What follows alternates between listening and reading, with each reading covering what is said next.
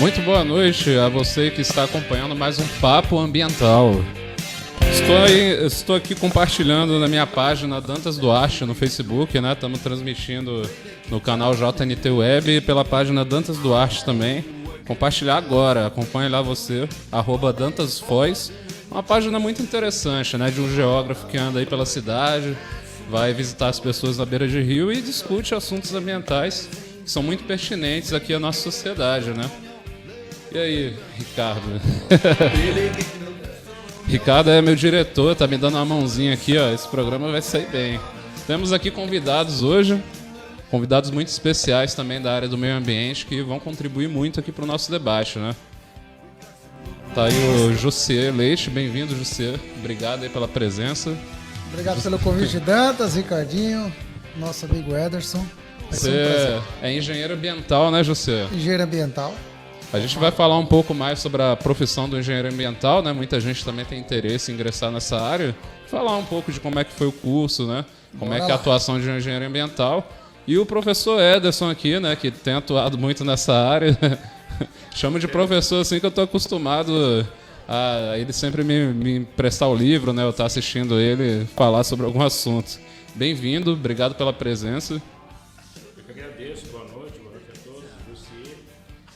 E só para integralizar nessa área de engenharia ambiental, eu sou engenheiro agrônomo, mas o Jussier Leite aqui foi meu aluno. Olha só. Só para justificar o professor. Há mais de 10 anos, há 12 anos? Não entrega não. Faz tempo aí. Hoje que não se fala. Bastante tempo, há mais de 12 anos. Bem-vindos. Obrigado. Esse programa vai ser bastante interessante, o conteúdo que a gente vai trazer, né, nesse capítulo. Lembrando para vocês, toda quarta-feira, né, nesse horário agora às 19h30, a gente vai passar a apresentar o programa Papo Ambiental. E hoje a gente vai continuar falando do Rio Boici, né? No último programa vocês viram a situação da cabeceira lá na região do Jardim Canadá, onde a gente vê muita ocupação irregular, canalização do rio e esgoto. E agora a gente vai para o outro lado da BR, onde tem uma cabeceira ali também na região do Portal da Foz. E por onde a gente anda, praticamente, tem uma nascente ali, né? Então, um problema que eu já venho discutindo lá na minha página há bastante tempo, que é a ocupação das bacias hidrográficas aqui em Foz e as consequências que isso traz atualmente, né? A gente tem que lembrar que isso tem uma coisa, mais ou menos assim, 40 anos, né, de que vem acontecendo essa ocupação, desde a construção da Itaipu. Então, a cidade ela cresceu muito e muito rápido. Então, não teve plano e nem tinha dispositivo legal naquela época para poder fazer um planejamento urbano adequado. E por falta de planejamento urbano, a gente sofre hoje consequências, né, como a própria moradia irregular, por falta de condomínios que atendam a toda uma população que necessita habitar, né, mas que termina indo para a beira do rio e para as áreas de risco da cidade. E também em relação ao esgoto, né, o saneamento básico, que é um problema muito grave para a Terra das Águas, né, como Foz do Iguaçu é conhecida. A gente vai falar também sobre fenômenos meteorológicos, né? Quem tem acompanhado aí o site de meteorologia na internet viu que nessa semana teve uns fenômenos, tromba d'água, lá na região do Rio Grande do Sul. Eu já presenciei tromba d'água lá no Rio Grande do Sul e na Bahia também. E achei muito interessante a gente trazer esse conteúdo e até para falar tanto da tromba d'água, né, e a cabeça d'água também, que o pessoal confunde muito a nomenclatura, mas são duas coisas muito diferentes que acontecem em regiões distintas e que aqui em Foz do Iguaçu pode sim acontecer, porque a gente tem alguns rios aqui que passam, né, de 10 quilômetros de extensão e aqui a gente tem cachoeira também, que é muito usado para o lazer da população. Então, quando vocês forem nas cachoeiras, né, se atentem ao tempo e tenham cuidado, né? Cuidado com bicho, tomar todas aquelas precauções lá para a gente poder curtir a cachoeira e ir muito bem, né, no lazer. A gente vai falar também um pouco de sustentabilidade, vamos falar das profissões, né? O que é um engenheiro agrônomo, o que é um engenheiro ambiental e como você que tem interesse, né, de participar da área ambiental pode ingressar nessas áreas, fazer um curso e atuar profissionalmente, né? Vamos passar, então, a matéria sobre o Rio Boici para a gente abrir nosso programa e discutir esses problemas ambientais aqui na cidade. Vamos lá. Olá, meu nome é Dantas Duarte, sou geógrafo e hoje eu estou aqui no Portal da Foz, nas proximidades da rua Martim Pescador, para mostrar a situação das nascentes do Rio Boici. No último quadro, vocês acompanharam a situação das inundações e ocupações irregulares. Opa, problemas técnicos acontecem, né? Mas rapidinho a gente resolve isso aqui. Vamos conversar então, né, um pouco, bater um papo? Ou a gente passa o vídeo agora? Ó, o vídeo ficou pronto. Vamos ver o vídeo então e daqui a pouco a gente bate um papo. Já voltamos, hein? Olá, meu nome é Dantas Duarte, sou geógrafo e hoje eu estou aqui no Portal da Foz, nas proximidades da rua Martim Pescador, para mostrar a situação das nascentes do rio Boicê. No último quadro, vocês acompanharam a situação das inundações e ocupações irregulares lá no Jardim Canadá, proximidades da Vila A. E esse quadro pretende seguir o rio Boicê, desde as nascentes até a Foz, mostrando a situação de ocupação irregular e da falta de saneamento básico, que culminam na poluição das águas do rio. Uma coisa que é muito grave para a cidade chamada Cidade das Águas.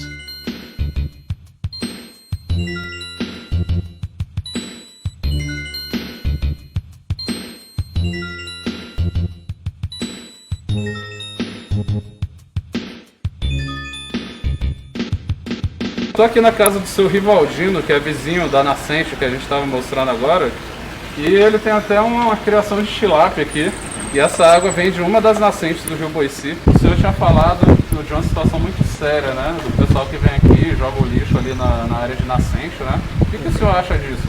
É errado, mas não tem para quem denunciar. Se chegasse na hora, chamasse, dissesse ali, cuidado, não vai, então, não adianta. O poder público deixa muito a desejar também.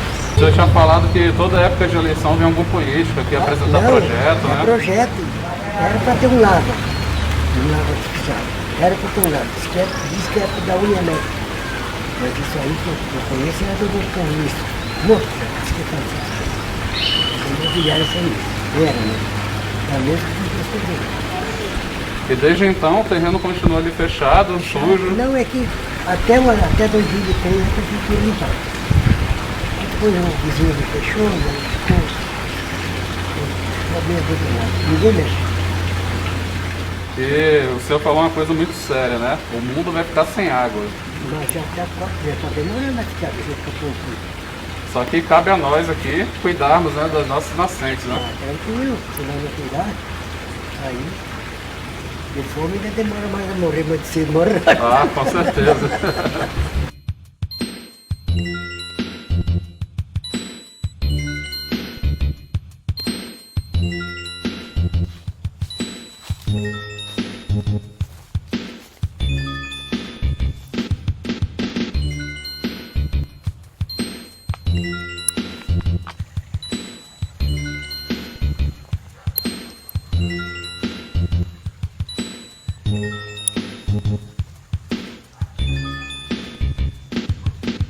Ainda aqui no Portal da Foz, na proximidade da Rua Azulão, a gente tem uma outra nascente, que fica num terreno que, segundo os moradores, foi desmatado um tempo aí para poder ser construído um condomínio. Porém, atualmente, essa obra se encontra embargada. E olha só o que aconteceu com a água aqui. Apesar de límpida, cristalina, a gente já não vê mais o fundo, né? E aqui costumava ter até peixes, conforme eu registrei lá em 2018, 2017, quando eu comecei a minha pesquisa em relação aos rios aqui da cidade. Aqui a gente pode observar uma mina d'água, uma água límpida, que daqui a poucos metros ela vai ser canalizada e vai seguir a tubulação até um lugar que é conhecido como a ilha. Praticamente uma península onde se encontram as duas nascentes, tanto aquela lá que a gente mostrou, quanto essa aqui. Eu estou aqui agora na Rua Azulão com a dona Ivone, que é moradora daqui há quanto tempo, Ivone? 15 anos. E ela vai falar um pouco da situação do rio que passa aqui dentro dessa caixa e o que acontece com as casas aqui da vizinhança quando chove. Aqui quando chove, o rio se encontra de lá de cima, daí se encontra aqui, joga a água toda, vai por cima das calçadas, entra dentro das casas. Tem pessoas que deixam as taubas já nos portão, né? Para pegar, para não entrar para dentro, para não estragar móveis, que esse já estragou muito. E eu tô pedindo ajuda, né? Vamos ajudar aí para pegar, arrumar isso aí, né? Que já faz 15 anos. Você falou, né, que já vai na Secretaria de Obras, fala com um bocado sim, de gente. Sim, sim. Ninguém resolve a Ninguém situação. resolve.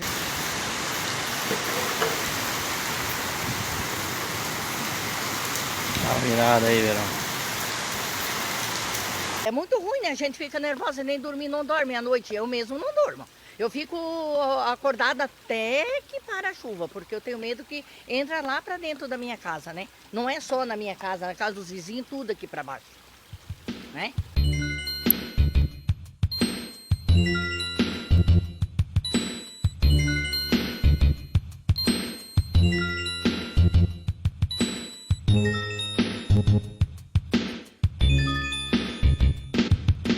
Hoje o saneamento básico é um grande fator aqui na região da Vila Independente, que é uma região do Portal da Foz, e ela abrange o Morumbi 3.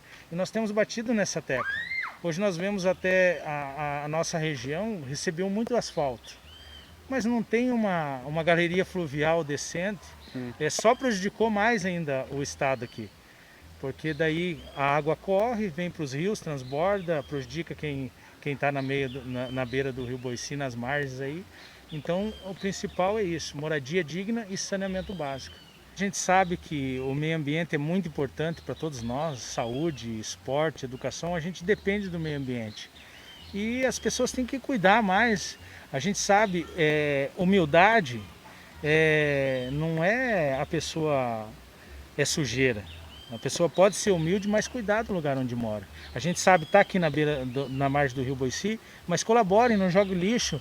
As pessoas jogam tudo nas margens. A gente, como associação de moradores, tem vindo acompanhando, fazendo ações, até junto com a Secretaria do Meio Ambiente, trazendo caçambas, os moradores, alguns moradores que nem moram na frente da casa, vêm, ajuda, junta. Quando é na outra semana, as pessoas vêm e jogam novamente. Então a gente pede que a comunidade ela participe também. Porque não tem como você preservar o meio ambiente se a gente continuar jogando lixo, não continuar cultivando, e temos que cobrar junto. Vindo o saneamento básico, eu acho que a gente começa um grande início da preservação do meio ambiente. Na reportagem só a gente viu muitos problemas ambientais, né, que são decorrentes da falta de planejamento urbano, da ocupação irregular do solo, né, e do fator humano, né? A gente tem que observar o fenômeno humano como acontece na superfície da Terra, né? E quando não tem um planejamento prévio para a cidade se instalar e se expandir, é isso que acontece. A gente chega em pleno século XXI com problemas graves de alagamento, de falta de saneamento básico, de insalubridade. Queria mandar um abraço aqui para o pessoal que está assistindo a gente, né? Maria Nildes, um grande abraço para você. Fica com Deus, está assistindo lá de Salvador, na Bahia. O Jussier está aqui com a gente também, né? Tanto na internet quanto ao vivo. A Cláudia Chine, boa noite, Cláudia, um abraço. E o Francinei Maradona, que eu entrevistei ali, né? Por um acaso a gente se encontrou ali na Vila Independente e ele pôde falar melhor, né? Já que ele é o presidente ali da Associação dos Moradores daquela vila. Ele pôde falar melhor da situação daquele pessoal que, assim como em outras vilas da nossa cidade, merece uma maior atenção, né? Agora eu vou mandar perguntas aqui para os meus entrevistados. Eu gostaria de saber da ótica da profissão de vocês, né? Como a gente poderia resolver esse tipo de problema ambiental dentro da área urbana aqui de Foz do Iguaçu? Pode... Vai contigo, então, Edson. Toda vez que tem essas lacunas administrativas, vamos dizer assim, o governo federal, até às vezes por acordos internacionais, ele é obrigado a elaborar leis. A lei de recurso hídrico, ou de gestão de recurso hídrico, é de 97, a lei brasileira. Ela dá o valor econômico à água, né? Então, a partir daquele momento da edição da lei, a água passa a ter valor econômico. Alguns estados já cobram pelo uso da água, né? Que é um recurso natural que, então, possui um valor econômico. E ela possibilita que os estados, os municípios realizem suas gestões de recursos hídricos. Infelizmente, Foz do Iguaçu não possui ainda um sistema de gestão adequado e nem um sistema de gestão que atenda à legislação federal, infelizmente. Em 2008, o Ministério Público notificou o município para fazer o Plano Municipal de Gerenciamento de Recursos Hídricos, ou de Gestão de Recursos Hídricos. E de lá para cá, de 2008 até hoje, a gente não conseguiu ver nenhum sistema de gestão adequado para o município para que se faça um planejamento sobre o uso adequado das águas de Foz do Iguaçu, infelizmente. O professor Ederson falou do ponto de vista da legislação, né, Dantas? Acho que vale ressaltar inicialmente que Foz do Iguaçu é uma cidade privilegiada, né, por possuir um volume significativo de camadas líquidas. Nós temos aí o rio Paraná, nós temos aí o rio Iguaçu, nós temos o lago de Itaipu, e a cidade é toda entrecortada por rios, sendo o mais importante, eu diria, o rio urbano mais importante, sendo o rio Boici. Tem várias nascentes, né, ali no Portal, ali no Parque Presidente, mas é o rio que atravessa a cidade praticamente quase toda, né? Corta boa parte da cidade e carrega consigo esses problemas sociais. A questão do gerenciamento adequado dos recursos hídricos nos parece que não é tão adequado em Foz do Iguaçu. Nós temos aí, por exemplo, né, o grande problema, né, o grande problema das enchentes, que já é uma evidência das mais claras, né, um sintoma dos mais clássicos da falta da gestão adequada dos recursos hídricos. Então, os alagamentos, essas enchentes que nós sempre acompanhamos, né, em todas as ocasiões em que elas ocorrem aqui em Foz do Iguaçu, esses alagamentos das vias centrais, dos bairros, os alagamentos do Jardim São Paulo, do Três Pinheiro, da Avenida JK, todos esses alagamentos são sintomas da falta da gestão adequada dos recursos hídricos, né? A cidade cresceu, evoluiu, evidentemente, e vai evoluir cada vez mais. Nós estamos assistindo um grande crescimento, porém, eu diria que, do ponto de vista administrativo, não está sendo acompanhado de bons projetos. Então, o sintoma mais claro é justamente esses conflitos em relação ao uso. Estamos falando agora de enchentes, estamos falando de enxurradas, estamos falando de chuvas, não estamos ainda nem falando da questão da oferta da água tratada, da oferta do esgoto tratado. Então, nós estamos sim diante de um sintoma bem clássico da falta da gestão adequada dos recursos hídricos. Sem contar as doenças vinculadas à água, né? Que em Foz do Iguaçu não existe também um estudo junto aos postos de saúde, às unidades básicas de saúde, quanto às doenças, né, vinculadas à água. Não existe uma estatística. A gente não sabe quantos % da população hoje sofre pela contaminação da água no município, né? Um dos índices que nós podemos observar é da dengue, né? Que é ligada à drenagem urbana, que é ligada aos recursos hídricos, porque eles se comunicam, né?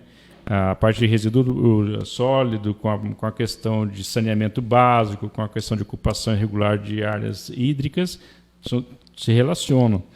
E existe o sintoma disso daí. Existe a doença vinculada a isso aí, né? Já que o professor Ederson pautou essa questão, é bom que o ouvinte compreenda que um plano municipal de saneamento básico, quando a gente fala de saneamento, todo mundo pensa em esgoto. Esgoto só, né? Então é bom já esclarecer que um bom plano de gerenciamento de saneamento básico, ele considera água, ele considera esgoto, ele considera resíduos sólidos, né? E considera ainda as águas urbanas também.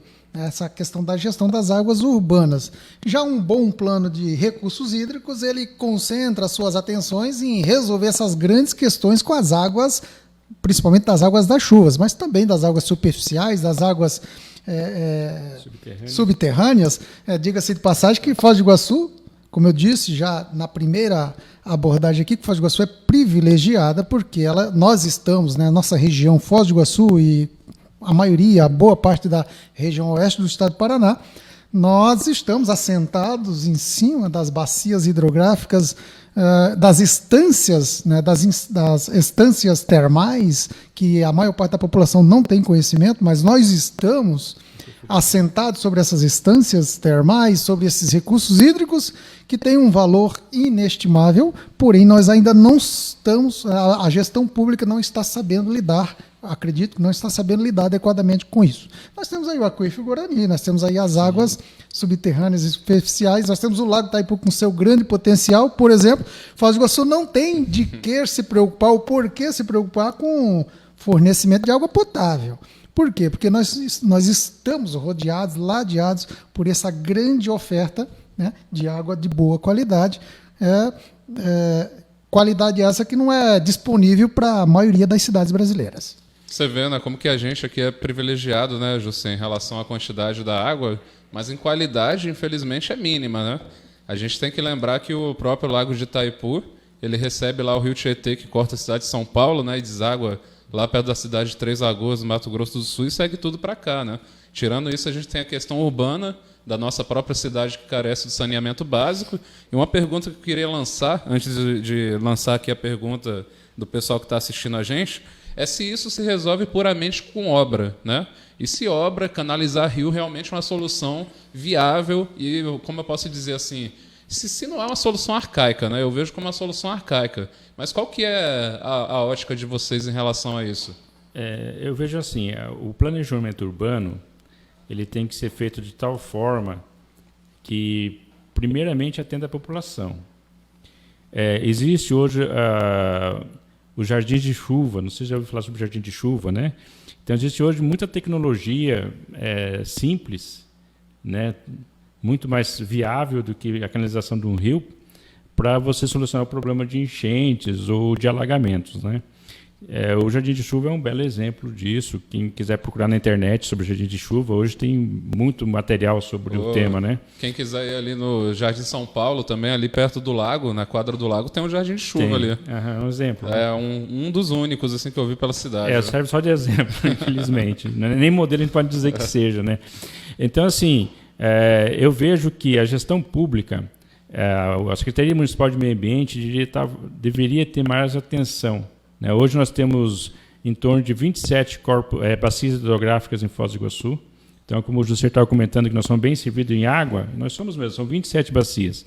Das 27 bacias, a única bacia, acho que realmente você pode tomar água, uma ou duas bacias que estão dentro do Parque Nacional, em que o rio nasce dentro do parque e morre no Rio Iguaçu. Essas águas eu acho que você pode, não tenho tanta certeza, mas eu desconfio que você pode tomar elas sem ter outras preocupações.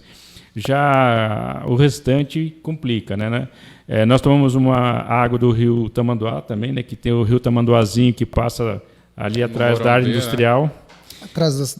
Nasce atrás da cadeia pública, né? E passa do lado da área industrial. E ali já se contamina e vem toda essa sujidade aí para o Rio Tamanduá, que Santa Terezinha trata muito bem do Rio Tamanduá lá. Ela recebe ICMS ecológico altíssimo no município em relação ao cuidado que tem com a água que vem para Foz. E, infelizmente, nós de Foz que tomamos águas não temos esse cuidado.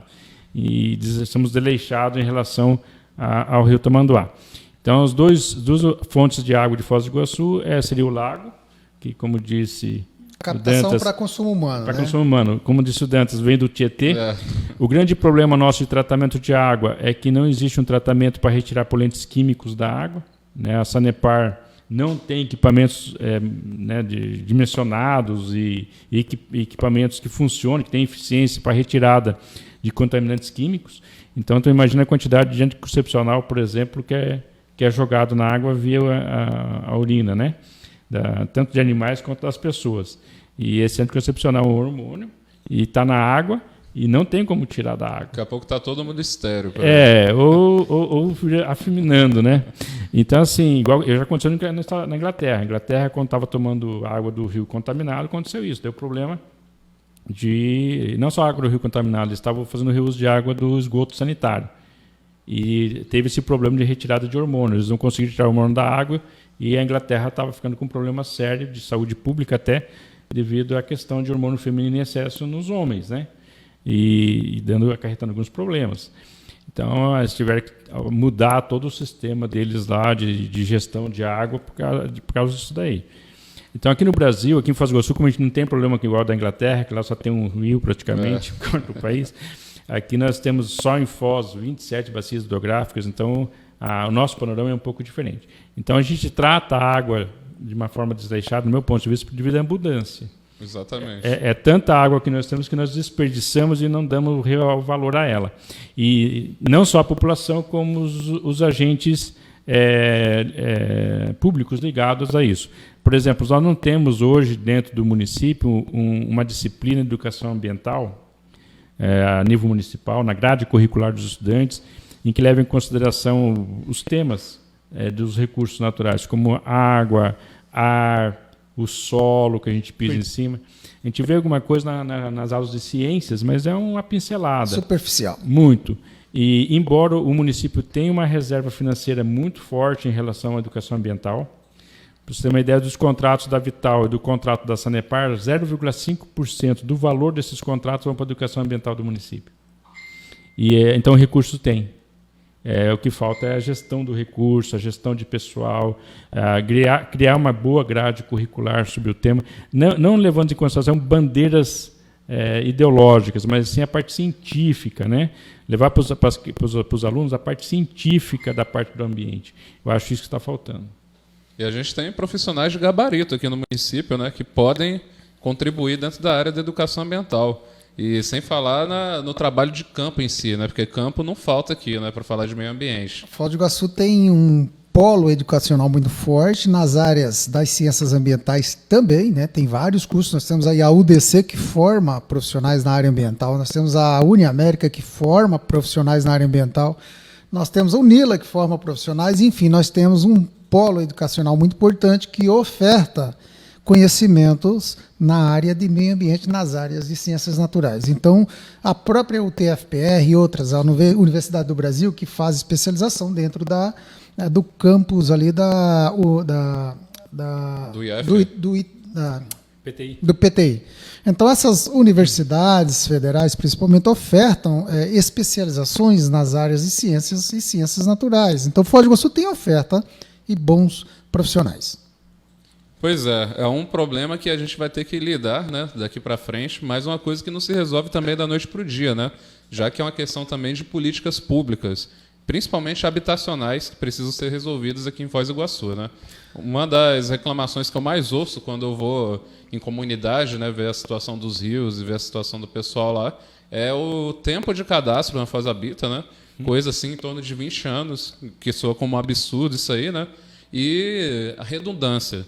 Porque eles perguntam, você da Foz Habita está vindo aqui de novo? Então, do que adianta todo esse movimento se não se resolve nada, né? Você tocou num ponto importante, Dantas, que eu chamaria ali de planejamento estratégico. Eu acho que o município do porte de Foz do Iguaçu, da importância turística e ecológica que nós temos, não dá para desprezar a questão ambiental. Não dá para desprezar nenhuma das questões, mas principalmente a questão ambiental, né? Esse cuidado com a natureza. Então, qual é o nosso carro-chefe? É turismo. E qual turismo? Qual tipo de turismo? Turismo ecológico. O que se vende quando você passa a imagem de Foz do Iguaçu? Se vê as cataratas, se vê a mata, se vê o parque, se vê os animais. E a água, né? A água. Então se vê conteúdos naturais. Quando você olha, quando alguém imagina Foz do Iguaçu, eu acredito que o que se vende de Foz do Iguaçu é a imagem da natureza. Então não dá para desprezar. Aí nós temos mesmo que pensar em planejamento estratégico. Quando se fala de planejamento estratégico, se fala de gestão pública. Quando se fala de gestão pública, eu estou falando de legislativo, executivo, principalmente sobre maneira legislativa e executiva. Então é necessário sim que o executivo tenha um bom quadro aí no primeiro e segundo escalão, sobretudo no primeiro e segundo escalão, tenha um bom quadro de profissionais habilitados, bem capacitados e empolgados em realizar a sua missão nas suas pastas. Desde a Secretaria de Planejamento, Secretaria de Turismo, a própria Indústria e Comércio, que estejam todas interligadas, conectadas e sintonizadas. Não dá para ter uma cidade como Foz do Iguaçu, que tem um turismo de cunho ecológico, caracterizado como ecológico, dispense essa conexão. Não tem como falar, senão, num planejamento estratégico. E não pode ser também para 4 anos, só pensando em acabar o mandato. Não pode, de maneira nenhuma, a população iguaçuense aceitar esse tipo de pensamento medíocre. Um planejamento estratégico tem que considerar no mínimo 10 anos, no mínimo, para começar a pensar. No mínimo 10 anos, é de 10 para frente. Não tem como planejar, por exemplo, resolver o problema de inundações pensando numa obra de investimento para 5 anos. Né? Porque daqui a 5 anos nós vamos novamente abrir as ruas para aumentar o diâmetro das canaletas e o diâmetro das manilhas. Não é aceitável, não é razoável pensar assim. Para resolver o problema das inundações já de São Paulo, do São Luís, da JK, da Brasil, do Porto Meira, do Portal, é necessário que se pense pelo menos para 30 anos. Porque só gera incômodo e despesas desnecessárias. O dinheiro é tão escasso, né, desse contribuinte, então é preciso pensar de maneira estratégica, pensando no futuro de no mínimo 20 anos para obras de infraestrutura. Pensando até no adensamento do uso do solo, né? Também. Com o tempo, porque essas áreas são bem potenciais, né? Tem bastante potencial para crescer. Eu vejo assim, eu vou dar um exemplo, já que a gente estava falando de drenagem urbana, bem simples e eu acho que todo mundo vai conseguir entender. O governo federal, em 2007, fez a Lei Nacional do Saneamento Básico. O saneamento básico, como o José falou, envolve drenagem urbana, coleta de resíduo sólido, tanto doméstico quanto da limpeza pública, água tratada e esgoto. Então, isso faz parte do saneamento básico. A questão da drenagem urbana, quando foi feito o Plano Municipal de Saneamento Básico, ele foi feito num espaço de tempo muito curto na época. Foi em 2010 e nós concluímos ele, porque eu fiz parte, né, em 2012. E em 2012 saiu a lei, então, para regulamentar o plano. O que aconteceu? Como a gente não tinha um tempo hábil para discutir todos os temas do saneamento básico, a drenagem urbana ficou de fora. Não no contexto do plano, mas na legislação. Então, se vocês pegarem na internet a Lei Complementar 198 de 2012, que é a lei que regulamenta o Plano Municipal de Saneamento Básico, você vai ver lá no artigo, acho que é 29 ou 27, por ali, ele vai falar que ficou de fora da regulamentação a parte de resíduo de construção civil, resíduo, se não me falo a memória, de saúde, drenagem urbana, agora me falei a memória de outros. Ficaram 4 itens que ficaram de fora da legislação, que não fez parte daquela lei. E no mesmo artigo tem um parágrafo dizendo o seguinte, que a Prefeitura teria e a Câmara de Vereadores teriam 1 ano de prazo para regulamentar esses itens que ficaram de fora dessa lei. Isso em 2012. Nós estamos em 2021 e continua sem a regulamentação da drenagem urbana e tudo mais.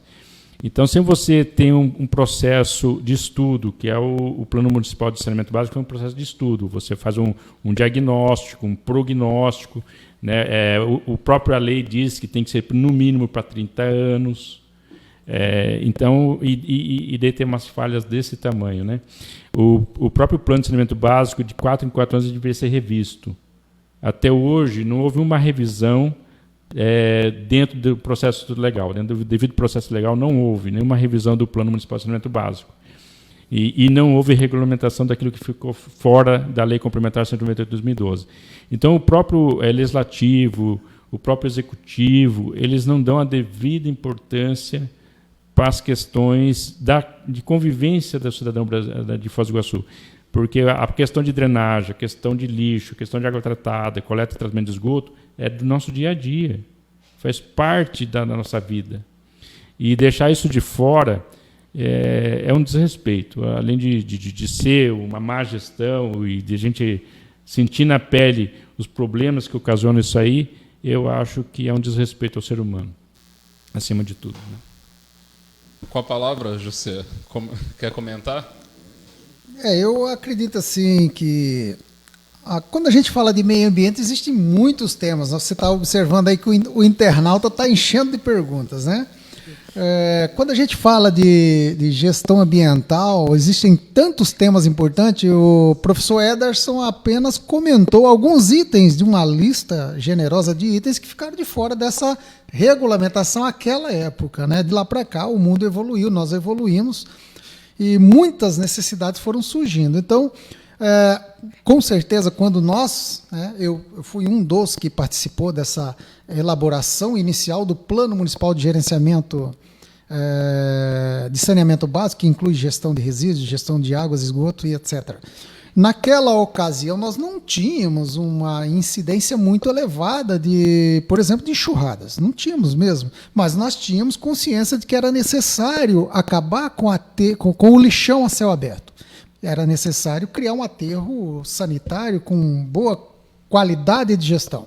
Foi por essa razão que se criou, então, um espaço, um aterro sanitário, com uma gestão mais qualificada dessa questão do resíduo sólido, né? E é por essas razões também que passou-se a exigir-se um pouco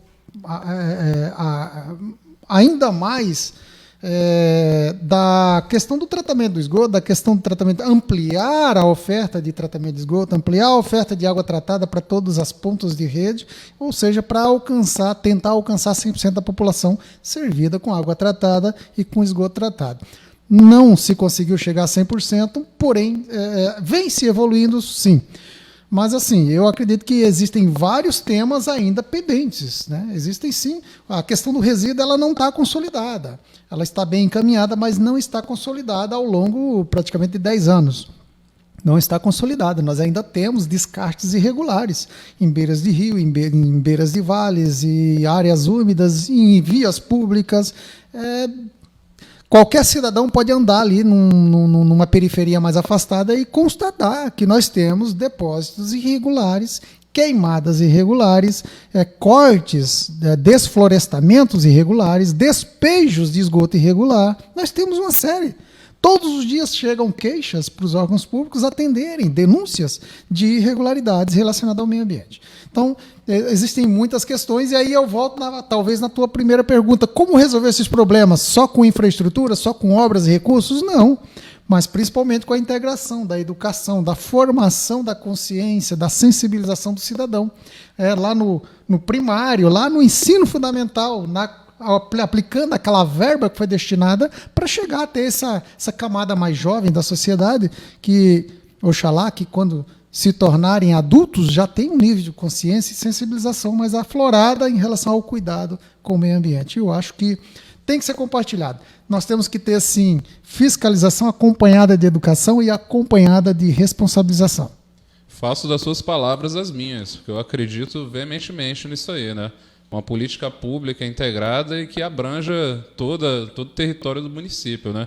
Mas enquanto isso não acontece, a gente vive aqui uma tremenda crise ambiental que se traduz ano após ano nos altos índices da dengue, na falta de saneamento básico, na queda da qualidade da vida urbana, né? Na falta de parques e lugares para a gente poder desfrutar, né? Que sejam saudáveis, né? Porque hoje a gente tem muito lugar com potencial de aproveitamento que está insalubre, infelizmente, né?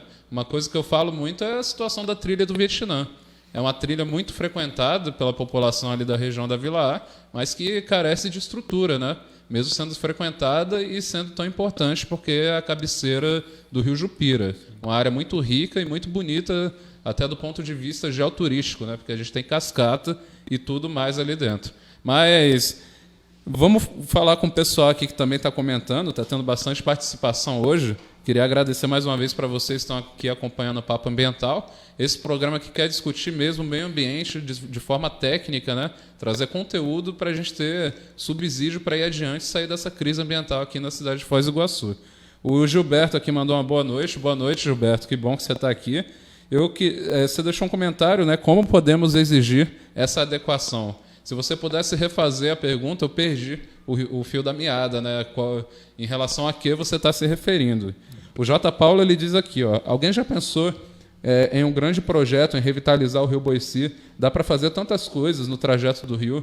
Esse projeto aí ele está em voga, né, atualmente, né? É uma coisa recente, né? Houve até um investimento de uma agência francesa para elaborar e desenvolver, implantar um projeto, um grande projeto, que possibilitaria à sociedade, ao turista e à própria sociedade iguaçuense fazer o bom uso, o uso efetivo e adequado do Rio Boici, fazer uma trilha de caminhada, promover a recuperação das nascentes, promover toda a forma de tratamento de esgoto ali lançado naquela região, porque o rio é considerado bacias. Nós temos uma bacia de influência que qualquer água, seja da chuva ou dos nossos banheiros, das nossas casas, de alguma forma vai cair naquele rio. São feitos por bacias. Bacias é isso mesmo que você sabe, aquela bacia que você tem lá na tua casa. Imagine o solo como bacias que, caindo água para algum canto, vai para o nível mais abaixo vai escorrer. É exatamente isso, são bacias. Ô, José, e a população de Foz do Iguaçu, eles veem hoje os rios como marginais, né? Da marginalidade. Fala Rio Bochinha, quem não conhece o Rio Bochinha aqui? Difícil saber qual que é o verdadeiro Rio Bochinha, porque todos são Rio Bochinha, pô. Nós temos uma impressão ruim dos nossos rios, porque a gestão pública, de certa forma, permite que essas áreas sejam indevidamente ocupadas. Eu digo indevidamente porque a beira do rio não é lugar de se construir qualquer coisa, favelas. Né? Não é lugar de se construir favelas, moradias. Então, a beira dos rios deveriam ser espaços de lazer, espaços de integração, não espaços necessariamente de moradias. com exceção de uma chácara, um sítio, uma fazenda, né? E que atenda às normas ambientais vigentes, né, para essa instalar. Eu posso fazer um apêndice aqui? Não é só moradias de baixa renda que ocupam o Rio, não. Isso. É verdade. Nós temos aqui em Foz, por exemplo, o prédio da Justiça Federal, no Rio Buici mesmo, À beira a OAB. Então, assim, não é só uma questão de infelizmente, né? Você pega o Mufato, tem posto de gasolina, tem hotel. Então, assim, tem muita infraestrutura pesada que está dentro do Rio. Não é só as ocupações irregulares, né, da baixa renda, de habitação. Não ocorre só por baixa renda. Então, infelizmente, para a gente ver que esse processo não é só um processo de financeiro, é um processo educacional. E a gente está falando de projetos do Rio Buici. Eu tenho mais ou menos assim, noção de uns 4 ou 5 projetos que já foram elaborados por Rio Buici. Agora, a execução de algum deles, até hoje, nenhum. E, às vezes, nem é por falta de dinheiro. A própria Itaipu Nacional já se propôs, no passado, a bancar parte dos investimentos no Rio Buici. Então, projetos para o Rio não faltam. Tem muito projeto para o Rio Buici. Eu tenho um lá no meu escritório, de um projeto, acho que foi até o último que fizeram. Ele tem umas 600 páginas, mais ou menos. Eu acho que até te passei, Dantas. Você passou o material. Eu acho que tem nele, lá nesse material, consta esse projeto. Mas se tu quiser, eu passo para você deixar disponível para os teus interlocutores aí, né? Logo eu vou deixar lá na página Dantas para que eles possam, ao menos dar uma olhada num dos projetos do Rio Buici. O problema do Rio Buici é que, pela posição dele entre Foz do Iguaçu, ele recebe também outros tipos de obras, como, por exemplo, a Sanepar, parte da coleta de esgoto de Foz passa pelo rio. Ou nas bordas dele, ou atravessando o rio. Até pelo método que é utilizado atualmente, pela gravidade, né? Que é a gravidade. Então, se você acompanhar o leito do rio, tu vai ver muita tubulação da Sanepar também. E o que acontece? Às vezes, essas tubulações de esgoto que atravessam o rio, ela não tem um suporte. Na primeira enchente que dá, rompe a tubulação, e a Sanepar não vai de imediato consertar, ela leva um certo tempo. Então, tudo isso é falta de gestão, né? Então, a gente não pode dizer simplesmente uma falta de educação ou a falta de condição financeira para a condição que está o Rio. Porque tem OAB, tem prédio da Justiça Federal, tem supermercado, tem posto de gasolina, tem hotel, quer dizer, tem um monte de outras atividades dentro do Rio. Então é complicado. Mas eu acredito que, mesmo assim, há possibilidade de conciliar o uso, mas o bom uso. Nós temos os Países Baixos, nós temos a Holanda, nós temos os Países Baixos que utilizam muito dos rios. Né? Tem lá suas vias, tem lá seus espaços de lazer, tem as próprias moradias, né? À beira-rio. Inclusive seus sistemas de transporte que usam os rios. Então, os rios eles são instrumentos que podem ser muito bem utilizados. Qual é a grande diferença? A grande diferença é como nós vemos o rio. A grande diferença, acho que está como nós vemos. Como o Brasil tem essa cultura, eu acredito que o brasileiro tem a cultura da abundância de água, então nós tratamos essa questão com um pouco descaso, né? Então, em Foz do Iguaçu, a população, de uma maneira geral, eu acho que está havendo uma mudança, está havendo sim uma sensibilização, está havendo uma mudança, mas de uma maneira geral, nós ainda não temos uma estrutura bem coordenada de gestão pública que interaja com a população e que trate bem essa questão dos recursos hídricos. Continuando aqui com a pergunta do pessoal, e já encaminhando o nosso programa para o fim também, ainda vou falar da previsão do tempo aqui rapidinho, né, daqui até domingo. O J. Paulo aqui, ele continua, né? Eu acredito que embaixo do condomínio Duque de Caxias tem algo valioso em questão de águas termais. Muita gente tem falado isso, né, ultimamente. Eu não sei se é uma história da conspiração ou se realmente tem, porque pelo estudo, né, que eu conheço, as águas termais elas estão a 1.200 metros abaixo dos nossos pés aqui, né? Sim. Então, só com poço para poder retirar essa água termal aqui, né? Exatamente. Mas logo em breve a gente vai trazer também esse assunto aqui, porque é uma coisa muito interessante, né? Passa pela Agência Nacional de Águas, que autoriza a perfuração dos poços e dá outorga do uso dessa água, né? Para empresas, e aqui em Foz do Iguaçu a gente tem resorts que se utilizam desse tipo de água termal. O Lucas Diniz está aqui acompanhando a gente. Um abraço, Lucas. ele é do setor do ecoturismo, né? Lá do Aguaraí Ecosportes. E logo em breve eu vou estar lá com você também.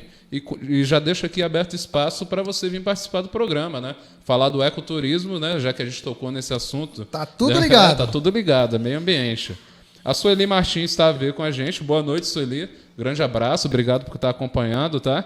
O Gilberto aqui, ele continua, né? A pergunta dele como podemos exigir uma adequação em relação ao aterro industrial, incineradores? Como que a gente pode entrar nesse assunto como um cidadão comum e solicitar das autoridades que o município possa ter esse tipo de estrutura? O nosso plano de saneamento básico, embora foi feito muito rápido, nessa questão de resíduo sólido ele tem uma sustentação muito forte, né? Só assim para a gente ilustrar bem rapidamente, o Plano Municipal de Saneamento Básico ele trata da reciclagem. Então, grande parte dos nossos resíduos dá para reciclar. Nós temos o resíduo orgânico, que por lei federal o resíduo orgânico deveria ser compostado. E nós temos a logística reversa. Então, o que iria para o aterro sanitário? Somente o rejeito. O que seria rejeito? Fralda plástica, absorvente feminino, papel toalha, guardanapo de papel, essas coisas iriam para o aterro. Então, a incineração desse tipo de material não seria o meio mais eficiente, porque o retorno calórico, vamos dizer assim, de energia desse tipo de produto não é tão benéfico assim. Então, o que acontece? O nosso sistema de coleta seletiva de Foz é precário, foi copiado de Santa Terezinha de Itaipu, a partir da entrada desse governo, né, que é continuidade, né?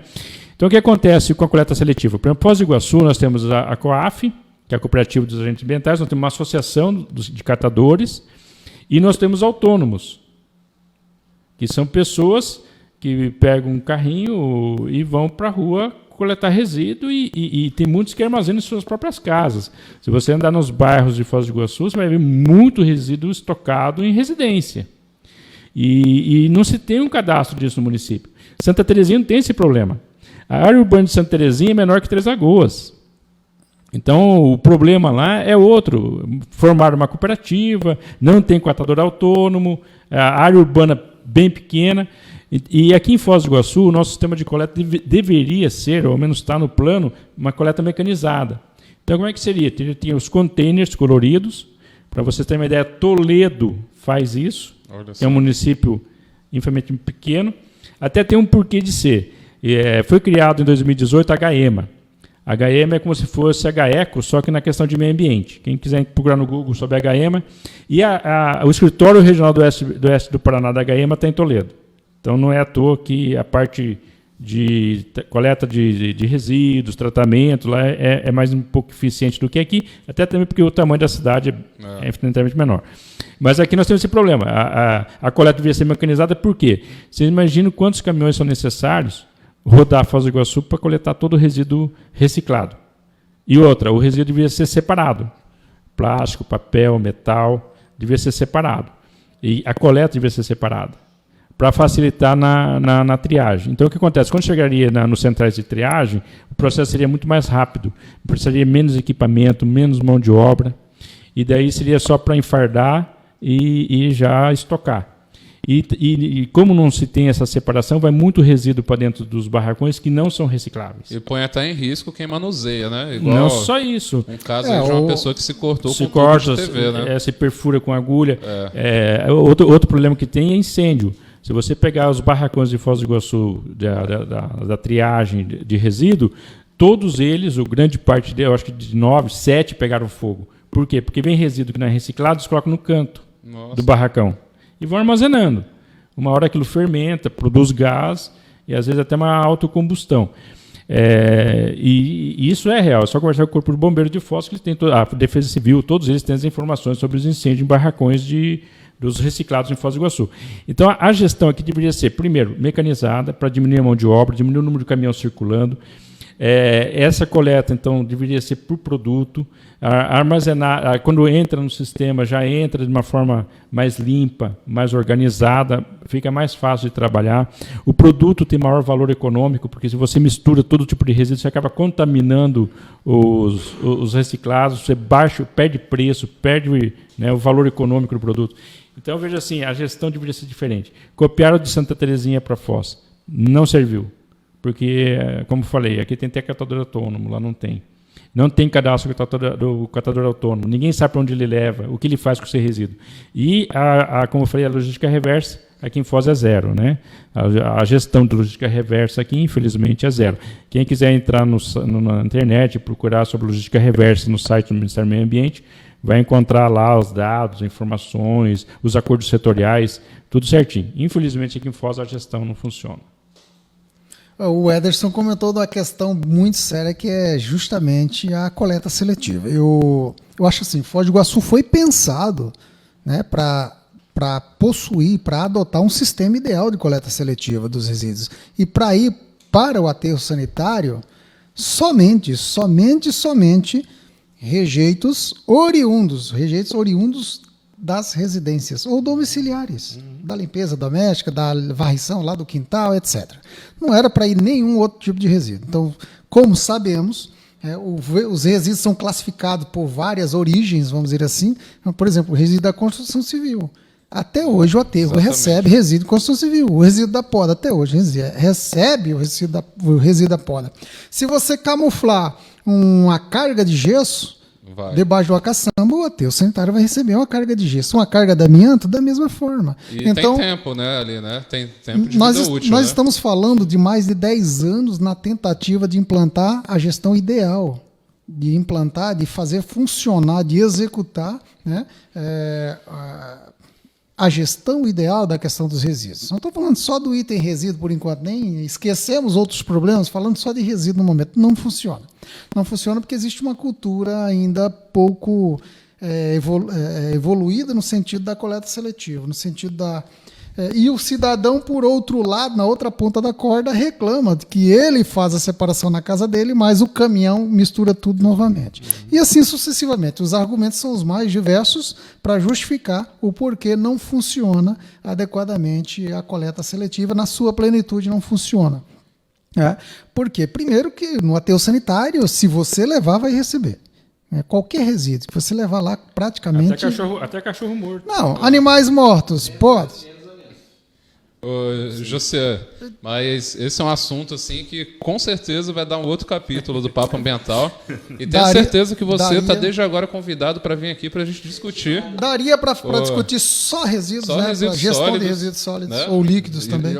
Que é um saneamento assunto... geral, né? Isso. O pessoal vai elucidar melhor o assunto, porque é que nem a gente comentou, né? Fala saneamento, pensa só esgoto, mas é muito mais amplo, né? Porque se não há uma gestão adequada, nós estamos perdendo recursos, nós estamos degradando a natureza de onde estamos extraindo essas matérias-primas sem a necessidade, se nós estivéssemos reaproveitando, reciclando, nós estamos degradando o meio ambiente, nós estamos pagando e pagando caro, porque a gestão do aterro sanitário é compartilhada. O Ricardinho ali, ele não é do ramo da construção, ele não gera resíduo de construção, mas todas as despesas ele vai participar do rateio, porque é público. Então, se o caminhão da Vital recolher resíduo de construção, se ele se aventurar e recolher o resíduo da poda, o resíduo da construção civil, o resíduo da mecânica que vá camuflado, você vai ratear e vai pagar o preço. E quando eu, cidadão comum, levo um caminhão de resíduos para o aterro sanitário, de alguma maneira, o aterro sanitário tem que fazer gestão e você está pagando também pelo caminhão que eu depositei. Então, não é adequado o sistema, precisa ser revisado, precisa ser discutido, precisa ser aperfeiçoado. A legislação federal vai dizer que gestão de resíduos é obrigação do gerador. O gerador tem a responsabilidade pelo resíduo que ele gera. Então, se eu sou um grande construtor, eu tenho que me virar com o meu resíduo. Se eu sou um grande cortador de podas, eu tenho que me virar com a minha poda. Se eu sou um industrial, eu tenho que me virar com o meu resíduo industrial. A minha atividade tem que considerar esse custo. Eu não posso transferir para a sociedade. E em Foz do Iguaçu, de uma maneira geral, não é todos os casos, mas de uma maneira global, ele transfere para a sociedade. Cada iguaçuense, por meio de rateio, né, no final das contas, vai pagar a gestão inadequada dos resíduos. E caro. E o preço maior disso é ambiental, né? É qualidade de vida, né? E tudo que a gente comentou aqui Como até eu agora. disse, prejudica o meio ambiente, prejudica a economia, desequilibra os pilares da economia, prejudica a cadeia produtiva, porque o resíduo que precisa ser aproveitado, que a legislação diz que tem que ser aproveitado, que tem que ser reciclado, não recicla, também prejudica a economia. E prejudica toda uma cadeia social que é geração de emprego e renda. Mas é isso aí. Dá tempo ainda de mostrar a tromba d'água aí pro povo? Bora lá. Mostra aí primeiro a tromba. Falar da tromba d'água. Quem já viu uma tromba d'água? Vocês já viram tromba Já. d'água pessoalmente? Já. Pessoalmente É. não, só por televisão. É só pelo TV. É assustador, né? Você vê que é um tornado na água assim, né? E quando toca o solo... Olha aí, essa tromba d'água aí, ó. Eu tô aqui no site da Metsul, de onde saiu esse vídeo, né? Ele diz aqui que é a formação do estreito funil sobre as águas da lagoa, né? Que durou alguns minutos antes de se dissipar. Então é um fenômeno meteorológico muito rápido, né? Costuma acontecer nessa época do verão também, justamente por causa das massas de ar que se encontram ali naquela região, né? E uma das explicações para isso aqui é o seguinte, ó.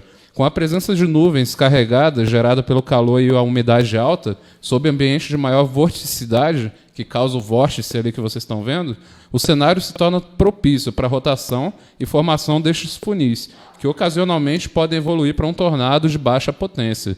É uma coisa muito estranha, assim, né, que a gente tem visto que na nossa região sul tem ocorrido muitos tornados, até no estado de São Paulo também, né, ultimamente. Não sei se é porque não passava na TV e a gente não tinha ideia disso, né?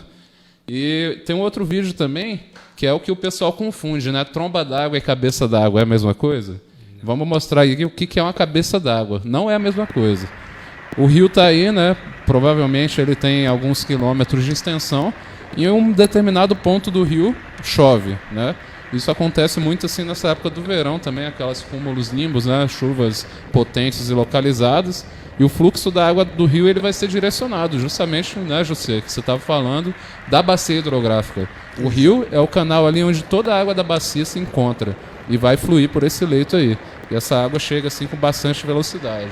Então, o pessoal aí que for viajar, né, para o interior do Paraná, Minas Gerais, estado que tem rio grande, assim, ó, cuidado, né? Presta atenção nas condições meteorológicas, presta atenção na própria cachoeira, né, com a questão de segurança para não cair, bicho peçonhento e tudo mais que envolve isso, né? E para fechar o programa, eu vou dar aqui a previsão do tempo, né? O tempo até domingo, ó, sol, sol e sol. Foz do Iguaçu é a cidade das águas, mas também é a cidade do calor, né? Maravilha. Temperatura média de 30 graus, gente, esses dias. Então, tome-lhe calor aí até domingo, sem previsão de chuva. Então, estamos nos encaminhando aqui para o final do programa. Mais uma vez, eu agradeço a vocês por terem aceito o convite e estado aqui, batendo um papo ambiental, né? Trazendo para a população a elucidação dos assuntos do meio ambiente. Muita gente não sabe que muita coisa do meio ambiente se pauta pela legislação, né? E esse programa é um espaço do diálogo, onde a gente vai dialogar sobre essas coisas e trazer o esclarecimento para a população. É também um espaço do debate, né, José?